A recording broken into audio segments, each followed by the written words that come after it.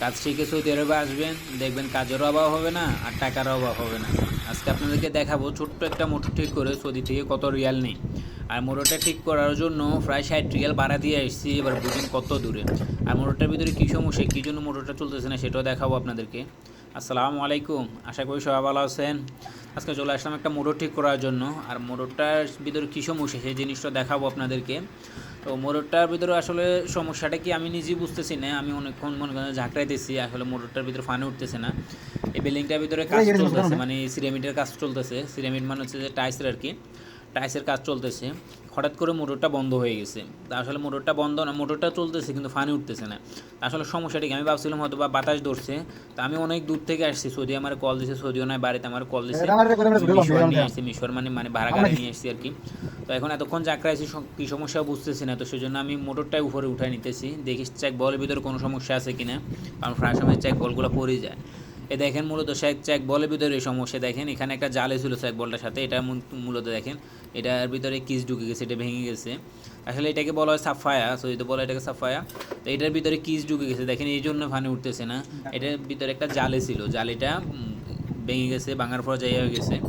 তো আমি অনেকক্ষণ চেষ্টা করছি হাত দিয়ে, কিন্তু এটা খোলা সম্ভব না, অনেক টাইট। এটা কিন্তু লাগাই দিয়ে গেছিলাম আমি। তো এই যে সাফায়াটা লাগাইছি, এটা রেডিমেড লাগাইছিলাম, এটার কোনো গ্যারান্টি নাই। এমনিতে একগুলো আছে 2 বছরের গ্যারান্টি আছে। সৌদি মনে বলে যে কোনো কারণ এখানে অনেক চোর আছে, চোরে নিয়ে যায়, মাঝে মাঝে চোরে নিয়ে যায়। তো এটা সৌদির বাড়ি থেকে আনি আমি লাগাই দিয়েছিলাম মোটর। তো এটা হঠাৎ করে সাফায়ারটা নষ্ট হয়ে যাওয়ার কারণে আজকে আমার কল দিছিল। তো আসলে আপনাদেরকে একটা কথা বলি যে অনেকে আছেন আমরা যে কাজ না জেনে শুধু সৌদি আরবে চলে আসি। মনে করেন যে কেউ কেউ আছে স্টুডেন্ট, যে পড়ালেখা করতেছি এমনির উপরে সৌদি আরবে চলে আসি, বা রাস্তা রাস্তা হাঁটতেছি এমনির উপরে মা বাপে ধরে সৌদি আরবে ফাটাই দিছে। ব্যাস আসার পর যায় এখানে কোনো কাজ জানি না, শুধু বলি যে আমাদের কাছে কাজ নাই, কাজ নাই, কাজ পায় না। আসলে বা আমরা কাজই জানি না, তো আপনারা কী কাজ করবেন? এখানে কাজের চাহিদা আছে, কিন্তু কাজ জানার লোকের চাহিদা আছে, কিন্তু যারা কাজ জানে না তাদেরকে কোনো ভ্যালুই নেই, তাদেরকে মনে হচ্ছে কেউই ডাকে না, বুঝছেন নি?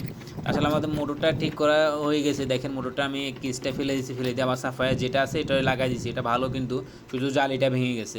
তো এটার ভিতরে যদি কিস ঢুকে এটার ভিতরে, তাহলে আবার কিসটা পালাইতে হবে। তো যারা এখানে কাজ করতেছে তাদেরকে আমি দেখাই দিছি যে এটা ফালাই দিলে চলবে, এটা এমনি অটোমেটিক চলবে। আসলে নতুন একটা আনতে হলে আবার 60 রিয়াল ভাড়া দিয়ে যে শহরে যেতে, কারণ শহর থেকে এখানে আসতে, এটাই পুরো মরুভূমি, এখানে আসতে 60 রিয়াল ভাড়া লাগে।